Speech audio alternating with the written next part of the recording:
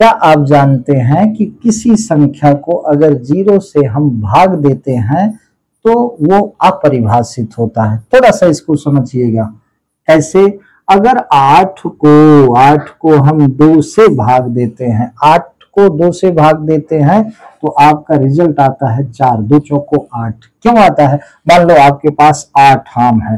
अब 8 आम के समूह को दो आम के समूह में बांटा जाए तो इस प्रकार से ये 4 समूह हुए ना। 8 को हम 2 से भाग दिए, 4 आया। मतलब क्या हुआ? भाग देने से मतलब क्या हुआ? इतने संख्या के दो आम के कितने भाग होंगे? भाग का यही मतलब है, 8 आम है। अब दो आम के कितने भाग होंगे? तो दो आम के 4 भाग होंगे। लेकिन अगर कहा जाए कि 8/0 किया जाए तो फिर 0 क्यों नहीं आता? ये अपरिभाषित क्यों होता है? इसका सीधा सा रीजन होता है 8 की एक वैल्यू है, मूल्य है। अब 8 को हम 0 के रूप में कैसे व्यक्त कर सकते हैं भाई?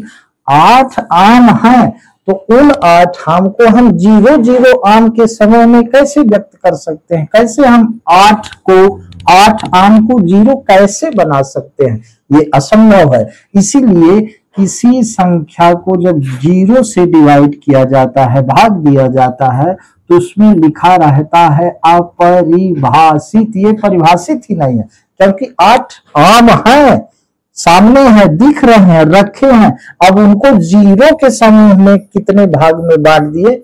ये संभव ही है।